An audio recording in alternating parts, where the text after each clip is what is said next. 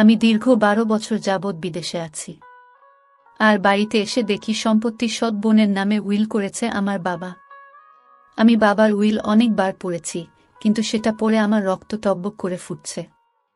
2 দিন আগে বাবা মারা যাওয়ায় হঠাৎ করে আমাকে লন্ডন থেকে দেশে ফিরতে হয়েছে। বাবার শেষকৃত্যের পর যখন তার উকিল আমাকে তা উড়িয়ে দিলেন, আমি সেটা পড়ে রাগে লাল হয়ে গেলাম। আমি লন্ডনে পেট্রোল পাম্পে কাজ করতাম, যা বেতন পেতাম তা থেকে আমার খরচের জন্য কিছু টাকা রেখে বাকি টাকা দেশে বাবার কাছে পাঠিয়ে দিতাম।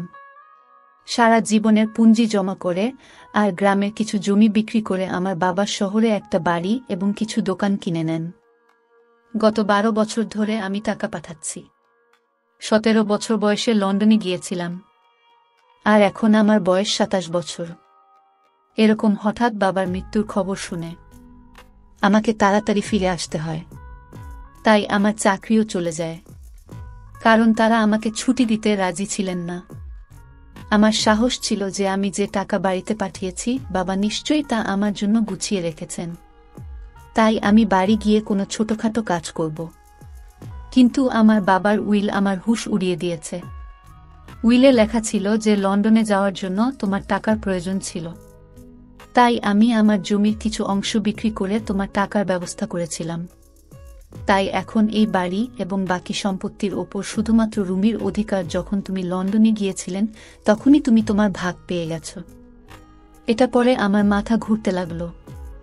অন্যদিকে আমার বোন যে ছোটবেলা থেকেই মেন্টাল হসপিটালে চিকিৎসাধীন, আমার বাবা কিভাবে তাকে তার সম্পত্তি দিলেন? যাই হোক, এটা এমন কোনো বড় ব্যাপার হতো না। যদি সম্পত্তির একটি অংশ রুমির নামে থাকত তাহলে আমি তাকে দিয়ে স্ট্যাম্প পেপারে সই করিয়ে সবকিছু আমার নামে করিয়ে নিতাম। কিন্তু বাবার বোকামির কোনো সীমা ছিল না। সাথে এটাও লিখে রেখেছিল যে রুমিকে যে বিয়ে করবে এবং না কখনো তাকে ডিভোর্স দেবে না, অন্য কোনো বিয়ে করবে, সেই বাবার সমস্ত সম্পত্তি পাবে। মানে আমার এতদিনের পরিশ্রম সব বাবা নষ্ট করে দিয়ে গেছেন। আমার হাতে একটা ফুটো পয়সা দিয়ে যাননি। যদিও বাবার সম্পত্তি এখন কোটিতে পৌঁছেছে, যা তিনি একসময় লাখে কিনেছিলেন। বাবার উইল পড়ে আমার খুব রাগ হলো। এর মানে কি বাবা তার সম্পত্তি অপরিচিত কাউকে কিভাবে দিতে পারেন? যদি আমি রুমির বিয়ে কারো সাথে দিয়ে দিই তবু আমি কিছুই পাব না। এমনকি আমার তো নিজের বাবার বাড়িতে থাকার অনুমতি ছিল না। এই বাড়িতে এসে থাকতে পারবে যার বিয়ে রুমির সাথে হবে, এই অদ্ভুত উইলের সাথে একটা চিঠিও ছিল যা বাবা আমার নাম দিয়েছিলেন। কিন্তু আমি বাবার উপর এতটাই রেগেছিলাম যে আমি সবকিছু একটা ড্রয়ারে ফেলে দিয়েছিলাম। বাবার লেখা শেষ চিঠিটা পড়ার আমার ইচ্ছা ছিল না। আমি জানতাম আমাকে অনুরোধ করা হয়েছে যে রুমি পাগলি, তার সম্পত্তি দরকার, সম্পত্তির লোভে কেউ তাকে বিয়ে করে সারা জীবন দেখে রাখবে। তুমি ছেলে মানুষ, নিজের ব্যবস্থা নিজেই করে নিতে পারবে। বাবা নিশ্চয়ই চিঠিতে এরকমই কিছু লিখেছিলেন। তাই চিঠিটা পড়ার ইচ্ছা আমার মোটেও ছিল না। তাই আমি চিঠিটা ড্রয়ারে রেখে ড্রয়ার বন্ধ করে দিলাম। পরের দিন উকিল আমার কাছে এসে বললেন, আপনাকে এই বাড়ি খালি করতে হবে। আপনি কেবল রুমির উপস্থিতিতে এবং তার সম্মতি নিয়েই বাড়িতে থাকতে পারবেন। আমি রাগের সাথে বললাম, সে পাগল, সম্মতি জানানোর মতো বুদ্ধি তার নেই। আর আমি তার ভাই, এটা আমার বাবার বাড়ি। আমার কথা শুনে সে উকিল বললেন, উল্টা আপনার বাবাই করেছেন। আপনার কাছে আজ সন্ধ্যা পর্যন্ত সময় আছে, হয় রুমিকে এই বাড়িতে নিয়ে আসুন, নতুবা সন্ধ্যায় আপনাকে বাড়ি থেকে বের করে দিয়ে বাসায় তালা দিয়ে দেব। এই বলেই উকিল সেখান থেকে চলে গেলেন। আর আমার দেয়ালে মাথা ঠুকতে ইচ্ছে হচ্ছিল। রুমির বয়স 20 বছর, কিন্তু বুদ্ধি 10 বছরের শিশুর মতো। আর রাগ হলে এটা ওটা তুলে মারার অভ্যাস ছিল। আমি কিভাবে তাকে বাড়িতে আনতে পারি? সে তো আমার অনুপস্থিতিতে পাড়ার বাচ্চাদের জীবন কষ্টকর করে দিত। আমি ভিতরে ভিতরে খুব বিরক্ত ছিলাম, কিন্তু আমার বাবা আমার জন্য আর কোনো উপায় ছাড়েনি। আমি রুমিকে আনতে বিকেলে মেন্টাল হাসপাতালে গেলাম এবং ডাক্তারকে বললাম যে আমি রুমির ভাই এবং কে নিয়ে যেতে এসেছি। ডাক্তার প্রথমে রাজি হচ্ছিলেন না রুমিকে আমার সাথে পাঠাতে। বললেন, রুমির বাবা রুমিকে এখানে ভর্তি করিয়েছেন, তার সম্মতি ছাড়া আমরা রুমিরকে আপনার সাথে পাঠাতে পারব না। আমি ডাক্তারকে বললাম, আমি রুমির ভাই, আর এখন আমার বাবা মারা গেছেন, তাই এখন থেকে নিয়ে যাওয়া আটকাতে পারবেন না। আমি আপনার বিরুদ্ধে কমপ্লেন করব। তখন ডাক্তার লাইনে এসে রুমিকে আমার সাথে পাঠাতে রাজি হলেন। ডাক্তার আমাকে কিছু কাগজপত্রে সই করালেন এবং নার্সকে বললেন রুমিকে নিয়ে আসতে। কিছুক্ষণ পর একটি খুব সুন্দরী মেয়ে তার লম্বা খোলা চুল নিয়ে দাঁড়িয়ে আমার দিকে তাকিয়ে রইলছে। আমি 10 বছর পর তাকে দেখছি এবং তাকে কোনো অ্যাঙ্গেল থেকে পাগল বলে মনে হচ্ছিল না। একে দেখে কেউ পাগল বলতে পারবে না এবং এর সৌন্দর্য দেখে চোখ সরাতে ভুলে যাবে। আমি তাকে 10 বছর আগে দেখেছিলাম। সে তখনও সুন্দর ছিল, কিন্তু এখন তার গায়ের রং আরও ফুটে উঠেছে। সে আমার দিকে মায়েরই চোখে তাকিয়েছিল। ডাক্তার বললেন, তোমার ভাই তোমাকে নিতে এসেছে, তুমি এখন তার সাথে বাড়িতে থাকবে। এই কথা শুনে কেন জানি না তার মুখ ফ্যাকাশে হয়ে গেল। সে বলতে লাগল, আমি শুধু বাবার কাছে যাব, বাবার কাছে ছাড়া আর কারো কাছে যাব না, সবাই আমাকে মারে। আমিও কি তাকে আনতে চেয়েছিলাম, বাধ্য হয়ে ওকে বাড়িতে নিয়ে আসতে হচ্ছে। বাধ্য হয়ে আমি রুমির সামনে গিয়ে বললাম, রুমি, আমি তোমার আশু দাদা, ভালো করে দেখো, আমাকে চিনতে পারবে, আমি তোমাকে বাবার কাছে নিয়ে যাব। কিন্তু আপাতত তোমাকে আমার সাথে থাকতে হবে। বাবা বাইরে গেছেন, ফিরে এলে তোমাকে বাবার কাছে নিয়ে যাব। আমি মনে করিয়ে দেওয়াতে সে আমার দিকে মনোযোগ দিয়ে তাকাতে লাগলো। হয়তো তারা আমার কথা মনে পড়ে গিয়েছিল। তাই হঠাৎ রুমির খুব খুশি হয়ে বলল, আশু দাদা। আমি বললাম, হ্যাঁ, তোমার আশু দাদা। তারপর আমি পকেট থেকে চকলেট বের করলাম, যা দেখে ওর চোখ চকচক করে উঠল। আমি বললাম, রুমি, আমার সাথে চলো, আমার কাছে এরকম অনেক চকলেট আছে, আমি সব তোমাকে দিয়ে দেব। আমার কথা শুনে সে আমার হাত থেকে চকলেট নিয়ে আমার সাথে যাওয়ার জন্য রেডি হলো। আমি প্রথমে ওকে বাজারে নিয়ে গেলাম এবং ওর জন্য কিছু সুন্দর পোশাক কিনলাম। আমি এটা করছি কারণ উকিল আসার আগে ওর চেহারা কিছুটা ঠিক করতে চেয়েছিলাম। কিন্তু ফিরে যাওয়ার সময় একটা খেলনার দোকানে রুমির চোখ আটকে গেল এবং সে বলল, আশু দাদা, আমার খেলনা চাই।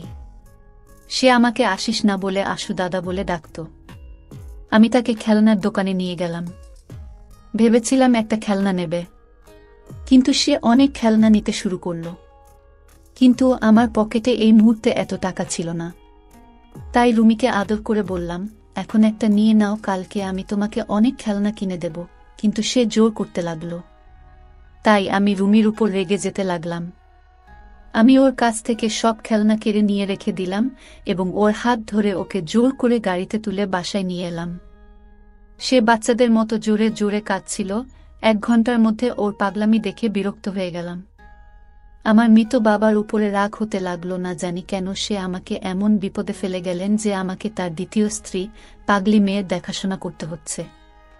রুমি আমার সৎ মায়ের প্রথম স্বামী সন্তান। আমার বয়স যখন 10 বছর, তখন আমার মা এই পৃথিবী ছেড়ে চলে যান এবং আমার বাবা আবার বিয়ে করেন। আমার সৎমা যখন এই বাড়িতে কনে হয়ে আসেন, তখন তিনি তার মেয়েকেও সঙ্গে করে নিয়ে আসেন, যে দেখতে একদম জাপানি পুতুলের মতো হলেও একটু পাগলি ছিল। আমার বাবা আমাকে বলেছিলেন, রুমি, তোমার বোন, এখন থেকে তোমার বোন মনে করো। কিন্তু আমি রেগে বলেছিলাম, এই মেয়েকে আমি বোন মানতে পারবো না। আমি তো আমার সৎ মাকে না, আমার বোনকে কখনো পছন্দ করতাম না। মা মেয়ে দুজনের সঙ্গে কথা বলতাম না। খাবার খেয়ে হয় রুমে যেতাম, না হলে বন্ধুদের সঙ্গে বেরিয়ে পড়তাম। স্কুল থেকে ফিরে এটাই আমার রুটিন ছিল। আমি মা এবং মেয়েকে অবহেলা করতাম। কিন্তু সুহানা নামের মেয়েটির প্রতি তখন থেকে ঘৃণা অনুভব করতে শুরু করি। যখন আমার নিজের বাবা আমার চেয়ে তাকে বেশি ভালোবাসতেন, তিনি তাকে কোলে নিয়ে এমনভাবে ঘুরতেন যেন সে তার নিজের মেয়ে। আর আমি সৎ, যখন আমি বাবাকে এসব করতে দেখতাম, রাগে আমার রক্ত টকবক করে ফুটত। একবার আমি আমার খেলনা নিয়ে খেলছিলাম, তখন সে আমার খেলনা নেয়ার জন্য জোরাজুরি করতে শুরু করলে আমি তাকে বলেছিলাম, খবরদার আমার খেলা স্পর্শ করবে না। তখন সে জোরে জোরে কাঁদতে শুরু করে। তাই আমি ওর মুখে জোরে থাপ্পড় মারলাম। আমার থাপ্পড় এতটাই জোরে ছিল যে সে ছিটকে পড়ে গেল। এমন সময় আমার বাবা ঘরে ঢুকেছিলেন। এটা দেখে আমার সৎমা আমার দিকে ঘুরতে লাগলেন আর বাবা আমাকে খুব জোরে জোরে থাপ্পড় মেরে বললেন, এই নিষ্পাপ শিশুর গায়ে হাত তোলার সাহস তোর কিভাবে হলো? ব্যাস, তারপর থেকেই আমি সুহানাকে ঘৃণা করতে লাগলাম। সময় যত গড়াতে লাগলো, এই পাগলের প্রতি আমার ঘৃণা ও বাড়তে থাকলো। তারপর 17 বছর বয়সে আমি আমার পড়াশোনাকে বিদায় দিয়ে বাবার কাছে যে কটরতে লাগলাম যে আমাকে লন্ডন যেতে হবে। আমার এক বন্ধু তার বাবার সাথে সেখানে গিয়েছিল। আমিও তাদের সাথে গিয়েছিলাম। আমার কাছে কোনো ডিগ্রি ছিল না, তাই পেট্রোল পাম্পে আমি কাজ করতাম। এখন 10 বছর পরে এসে দেখি আমার নিজের বাবা আমার পরিবর্তে তার সৎ মেয়েকে সবকিছু দিয়ে দিয়েছেন। সে এখনও আমার সাথে জেদ করছিল। তাই আমি তার উপর খুব রেগে গেলাম। তাই আমি তার মুখে টেনে চড় মারলাম। কিন্তু এই থাপ্পড়টা যে আমার জন্য এত বড় সমস্যা হয়ে দাঁড়াবে তা আমি জানতামই না। সে জোরে জোরে কাঁদতে লাগলো। বাসায় এসেও তার কান্না থামছিল। কেন যে আমি তাকে থাপ্পড় মারলাম। সন্ধ্যা হয়ে গেছে, উকিল সাহেব যে কোনো সময় বাসায় পৌঁছে যেতে পারে। এবারও আমার রাগ হচ্ছিল যে কেন আমি ঝামেলাকে থাপ্পড় মারলাম। আমি রুমির কাছে এসে বললাম, রুমি, কালকে আমি তোমাকে অনেক খেলনা এনে দেব। এখন চুপ করো। কিন্তু সে ছোট বাচ্চার মতোই কাঁদছিল। আশুদা খারাপ, সে আমাকে থাপ্পড় মেরেছে। কাঁদতে কাঁদতে বলল, আমি বাবাকে বলবো, তাকে বাড়িতে আসতে দাও। এ পাগলিটা জানেও না যে বাবা মারা গেছে। অনেক কষ্টে আমি ওকে চুপ করালাম। 2টো চকলেট খেয়ে এসে চুপ করে গেল। তারপর আমার কথায় সে মুখে হাত দিয়ে কাপড় পাল্টে নিল। চুপ থাকলে ওকে খুব সুন্দর লাগত। কেউ তাকে দেখে পাগলি বলতে পারবে না। কিন্তু ছিল তো সে পাগলি। ওই যাই হোক, উকিল বাসায় পৌঁছে রুমিকে জিজ্ঞেস করতে লাগল যে তোমার প্রতি আশুর ব্যবহার কেমন। এ কথা শুনে রুমি আমার দিকে তাকালে আমি ভয় পেলাম যে সে হয়তো বলবে যে আমি তাকে থাপ্পড় মেরেছি। সে বলতে লাগল, আশু দাদা খারাপ। এই কথা শুনে আমি হতবাক হয়ে গেলাম। তারপর সে বলল যে আমাকে খেলনা এনে দেয় না। উকিল বললেন, আমি যদি তোমার দাদাকে টাকা দিই তাহলে সে তোমাকে অনেক খেলনা কিনে দেবে। এই বলে উকিল সাহেব আমাকে একটা চেক দিয়ে বললেন, তোমার বাবা যে দোকান কিনেছিলেন তার অর্ধেক ভাড়া রুমির চিকিৎসার জন্য খরচ করতেন, আর বাকি অর্ধেকটা তার ভবিষ্যতের জন্য ব্যাংকে জমা আছে। এখন সে বাড়িতে আছে, আর তুমি তার দেখভাল করছো, তাই তুমি এখন এটা রাখো। রুমির বিয়ের পর এই চেক ওর স্বামী পাবে। এটা শুনে আমি হতভম্ব হয়ে গেলাম। আমি তার কাছ থেকে সেই চেকটা নিয়ে দেখলাম। সেটা ৮০,০০০ টাকার চেক। রোজগার না করেও মাছটা আর আমি কাটা পারব। পরের দিন রুমির জন্য অনেক খেলনা নিয়ে এলাম। সে খুব খুশি হল। এভাবেই দিন কাটছিল, আর আমি ভাবছিলাম রুমির নামে ঝামেলা থেকে কিভাবে মুক্তি পাব। আমি চাইতাম রুমির নামে মেয়ের হাত থেকে রেহাই পাব, সাথে সমস্ত সম্পত্তি পাব। তারপর আমি আমার এক বিশ্বস্ত বন্ধুর সাথে কথা বললাম যে আমি এমন একটা বোকা ছেলে চাই যার সাথে আমি বোনের বিয়ে দিয়ে সমস্ত সম্পত্তি আমার নামে করে নিতে পারি। আমার কথা শুনে আমার বন্ধু বলল যে এরকম ছেলে খুঁজে পাওয়া খুব কঠিন। কোনো গরিব ছেলেকে লোভ দেখিয়ে রুমির সাথে বিয়ে দিলে সে যখন বুঝবে যে সে কোটি টাকার মালিক তখন তোকে বাড়ি থেকে বের করে দেবে।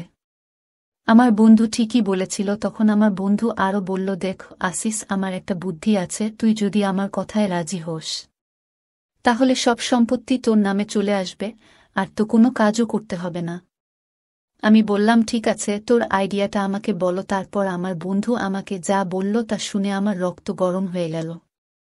আমি রেখে তার কলার চেপে ধরে বললাম, তুই কিভাবে এসব ভাবতে পারিস? সে আমার বোন। সে আমার হাত থেকে তার গলা ছাড়িয়ে নিয়ে বলল, সে তো নিজের বোন না। তার বাবা মা অন্য, আর তোর বাবা মা অন্য। তারা দুজনে আলাদা। বাবা মায়ের সন্তান তো দুজনের মধ্যে কোনো রক্তের সম্পর্ক নেই। তুই তাকে বিয়ে করতে পারিস, আর এটাই একমাত্র উপায় যে তুই সবকিছুর মালিক হতে পারবি। কথা শুনে আমি চুপ হয়ে গেলাম। আমার বন্ধু ওখান থেকে চলে গেল, আর আমি চিন্তায় পড়ে গেলাম। কিন্তু যখন রুমিকে বিয়ের কথা ভাবি তখন আমার মন কেঁপে উঠত যে কিভাবে ওকে বিয়ে করব, এটা কোনোভাবেই সম্ভব না। কিন্তু এটাও ঠিক, আমি যার সাথে রুমির বিয়ে দিই না কেন সে কোটি টাকার সম্পত্তি দেখে আমাকে আমার নিজের বাড়ি থেকে বের করে দিত। পরের দিন আমি আমার বন্ধুকে বললাম, তুই ঠিকই বলেছিস। আমি উকিলের সাথে কথা বলেছি, সে আমার সুহানা সম্পর্কের কথা জানে। তাই সে বলছে, ঠিক আছে, কিন্তু তোমার উইলের কথা মনে আছে তো? তুমি আর বিয়ে করতে পারবে না।